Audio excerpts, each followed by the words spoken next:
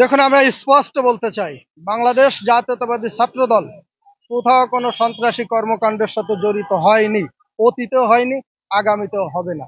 বাংলাদেশ জাতীয়তাবাদী ছাত্রদল গণতন্ত্রের জন্য দীর্ঘদিন লড়াই করেছে, রাজপথে লড়াই করেছে, এবং এই লড়াইয়ের মাধ্যমে আপনারা জানেন বিগত যে 5 আগস্টে বাংলাদেশের সকল শ্রেণী পেশার মানুষ ঐক্যবদ্ধভাবে এবং বাংলাদেশ জাতীয়তাবাদী ছাত্রদল অগ্রভাগে থেকে রাজপথে আন্দোলন করে এই ফ্যাসিস্ট হাসিনার আপনার বিদায় করেছে।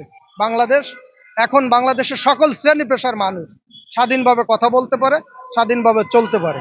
বাংলাদেশ জাতীয়তাবাদী ছাত্রদল এই ধারাবাহিকতা রক্ষা করতে চায় এবং গণতান্ত্রিক বাংলাদেশ গড়ার লক্ষ্যে অতি দ্রুত যেন ইন্টারিম গভর্নমেন্ট একটি স্বচ্ছ নির্বাচন প্রক্রিয়ার মাধ্যমে একটি গভর্নমেন্ট প্রতিষ্ঠা করে, তাতে বিএনপিকে যদি বাংলাদেশের মানুষ তাদের ভোটাধিকারের মাধ্যমে ভোট দিয়ে সরকার গঠন করতে সহায়তা করে, অবশ্যই বিএনপি সরকার গঠন করবে।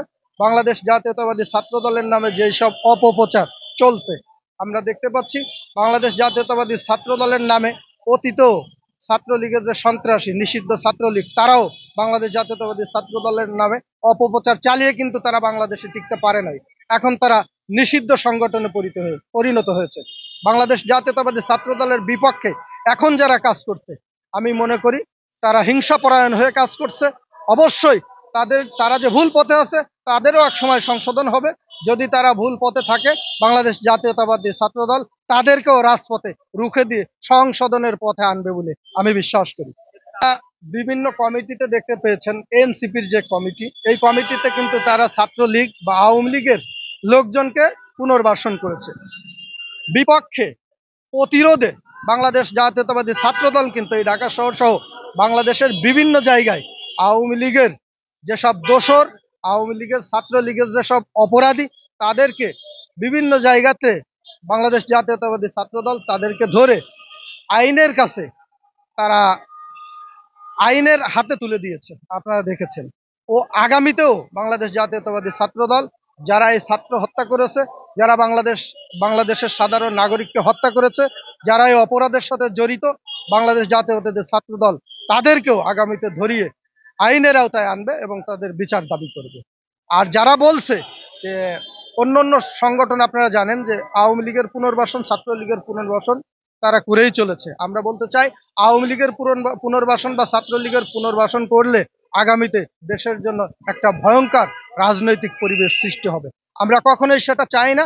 আমরা চাই যারা অপরাধী তাদেরকে বিচার না হওয়া পর্যন্ত বাংলাদেশের মাটিতে কখনোই রাজনীতি করার সুযোগ দেওয়া হবে না।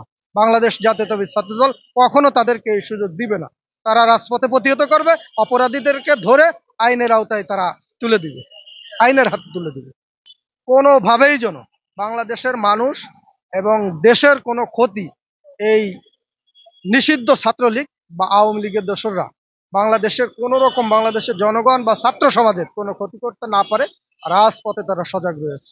অবশ্যই যে কোনো সময় 24 আওয়ার্স তারা প্রস্তুত রয়েছে প্রতিহত করার জন্য। আমার নাম মাহফুজুর রহমান, আমি বাংলাদেশ জাতীয়তাবাদী ছাত্র দলের যুগ্ম সাধারণ সম্পাদক। গতকালকের যে ঘটনা, প্রাইম ইউনিভার্সিটির যে ছেলেটা মারা গেছে, আমরা স্পষ্ট করে বলতে চাই যে অবশ্যই ছাত্রদলের একজন সক্রিয় কর্মী ছিল। তাকে যে পরিকল্পিতভাবে একটা সংগঠনের, আপনারা জানেন, আপনারা যেহেতু সাংবাদিক, আপনারা বিভিন্ন মাধ্যমে জানতে পেরেছেন যে বৈষম্য বিরোধী ছাত্র আন্দোলন বা এনসিপির যে যুগ্ম আহ্বায়ক জড়িত ছিল 2 জন, সাথে যে ওখানের অনাকাঙ্ক্ষিত ঘটনা ঘটছে তার সাথে জড়িত যেসব সন্ত্রাসী, আমরা মেইন করি যে এই একটা পরিকল্পিত হত্যা, ছাত্রদলকে দমন করা বা ছাত্রদলের বিপক্ষে যে মেসেজ, এই মেসেজ তারা ছাত্রদলের যে পপুলারিটি, এইটা নষ্ট করার জন্য। আপনারা জানেন যে বর্তমান বাংলাদেশে যে চক্রান্ত চলছে, আপনারা জানেন যে অন্য যে সংগঠন, নতুন যে সংগঠন, এই সংগঠনগুলো বাংলাদেশ জাতীয়তাবাদী ছাত্র দলের স্বনাম, এই স্বনামকে ক্ষুণ্ণ করতে চায়।